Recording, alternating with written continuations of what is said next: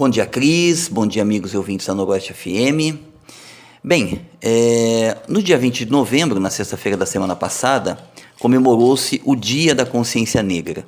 Dia da Consciência Negra que, infelizmente, ainda não é um feriado nacional. A Consciência Negra é uma data nacional em que o movimento negro e outras organizações que lutam contra o racismo têm essa data como uma data de referência, né, nas suas comemorações, e que lembra a luta do povo negro no Quilombo dos Palmares, daquela população africana que foi trazida sob condições de escravidão para trabalhar nas lavouras de cana aqui no Brasil, na época ainda em que o Brasil era colônia de Portugal. E aí eu quero fazer algumas reflexões, principalmente porque um dia antes do Dia da Consciência Negra, numa unidade do Carrefour de Porto Alegre, como acho que muitos de nós aqui já devem estar sabendo, foi assassinado um trabalhador negro, João Alberto, por seguranças dessa loja do Carrefour. Eu acho que essas reflexões que a gente tem que fazer é que, em primeiro lugar, aqui no Brasil foram 300 anos, mais de 300 anos de escravismo. Um escravismo que foi mantido mesmo depois da conquista da independência em 1822 e que perdurou por quase 70 anos. E foi sobre as costas de milhões de africanos reduzidos à condição de escravizados que foram construídos os impérios coloniais europeus nas Américas. O Império Colonial inglês, francês, português, espanhol, holandês, todos esses impérios coloniais foram construídos sobre o trabalho escravizado, né?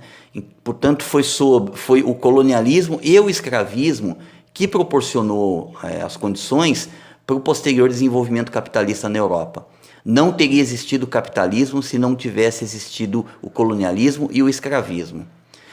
E do total estimado de mais de 12 milhões aproximadamente de povos africanos enviados às Américas, calcula-se que só o Brasil deve ter recebido mais ou menos um terço dessa população, o que torna o Brasil um dos países em que mais se empregou o trabalho de pessoas submetidas à condição de escravidão. E ser submetido à condição de escravidão é ser submetido a uma brutal exploração. Os escravos trabalhavam 16 horas diárias, recebiam uma parca refeição, viviam em péssimas condições amontoados nas senzalas, em péssimas condições de vida, né, amontoados nas senzalas, e ao menor sinal de rebeldia eram duramente castigados e torturados. Por tudo isso, os escravizados tinham uma expectativa de vida baixíssima. E havia entre os senhores, entre os escravagistas, né, aqueles que escravizavam e que exploravam o trabalho dos negros escravizados, havia uma prescrição de como os escravos tinham que ser tratados, na base do pano, do pau e do pão. Era essa a lógica de tratamento dado que os senhores teriam que dar aos escravos. Ideologicamente, a Igreja Católica ela justificou o escravismo por considerá-lo benéfico aos povos africanos. E a vida de sofrimento aqui na Terra, trabalhando muito e apanhando mais ainda, era uma garantia de eternidade no paraíso, de uma vida eterna no paraíso. Mas para isso, de acordo com a Igreja Católica, o escravizado tinha que se mostrar resignado, tinha que aceitar sua condição de escravo sem se revoltar. No final do século XIX, já nas condições de aparecimento do imperialismo, teorias pseudocientíficas passaram a justificar o racismo a partir da ideia de que alguns povos apresentavam um desenvolvimento intelectual mais atrasado e que a colonização seria benéfica para esses povos porque essa colonização iria civilizá-los. Foi sob essa justificativa que a África foi retalhada entre as potências europeias, assim como outros países também do continente asiático e mesmo aqui da nossa América Latina. E no Brasil, essas teorias pseudocientíficas, né, que tratavam de justificar a escravidão e o colonialismo a partir de uma ideia de que haviam povos com menor grau de desenvolvimento intelectual, aqui no Brasil isso serviu para jogar a culpa do nosso atraso não na nossa condição de uma economia semicolonial, não é? Que produzia apenas produtos agrícolas. Ela passou a ser utilizada como justificativa para uma política de embranquecimento do Brasil, acusando justamente a existência de uma massa de trabalhadores negros e mestiços, né, como causa do nosso atraso. E que, portanto, para sairmos desse atraso, seria preciso trazer para cá levas de colonos europeus que iriam embranquecer o Brasil. Essa era a ideia muito presente na classe dominante brasileira no século XIX. É importante ressaltar que, ao longo de mais de 300 anos, os escravizados nunca deixaram de lutar. Fugas, assassinatos de feitores e de senhores, insurreições, eram formas de resistência legítima da população escravizada.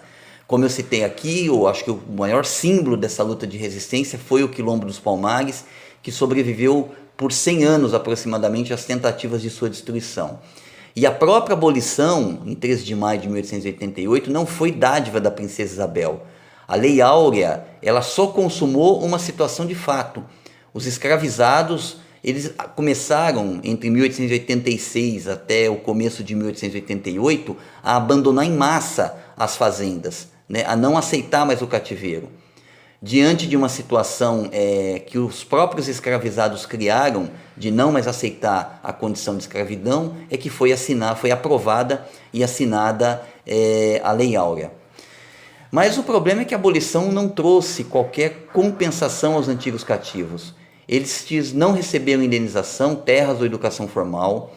Ao contrário, foram deixados às margens do processo de desenvolvimento capitalista, sempre ocupando as posições mais subalternas e exploradas. E foram empurrados, por causa disso, a terem de viver em favelas, cortiços ou mucambos.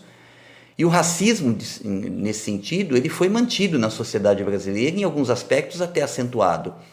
E como bem apontou um grande historiador brasileiro, um cara muito importante, chamado Nelson Werneck Sodré, para a classe dominante brasileira, a contribuição do negro para a sociedade brasileira sempre esteve vinculada à ideia de que ao negro cabia o trabalho superexplorado nas ocupações mais desqualificadas. Portanto, hoje, nas condições do que a gente tem dito de um capitalismo ultraliberal, o racismo não só não foi superado, como ele vem sendo agravado, né? À medida que, ao colocar o Brasil na condição de semicolônia do capital financeiro internacional, todas as contradições que formam a sociedade brasileira, e entre essas contradições estão o racismo, todas essas contradições passam a ser agravadas, elas se agravam, elas se tornam ainda maiores. Portanto, a superação do racismo, ele realmente reflete, ele passa pela necessidade de uma reação e de uma manifestação de resistência cotidiana às suas diferentes formas de manifestação. Mas a superação definitiva do racismo, e nós acreditamos nisso, exige uma luta pela transformação revolucionária da sociedade brasileira. Uma transformação que ponha fim à nossa condição semicolonial e que nos permita conquistar a nossa segunda e definitiva independência, né? Essas são condições básicas para a gente superar a superexploração das massas trabalhadoras, que se manifesta com uma crueza muito maior sobre a população negra do nosso país. Então, o racismo ele pode ser sim superado, né? Há condições históricas para sua superação, mas para isso a gente precisa superar toda a base que dá sustentação ao racismo, que é justamente a perspectiva da superexploração dos trabalhadores e de que essa superexploração ela recaia justamente sobre a população negra.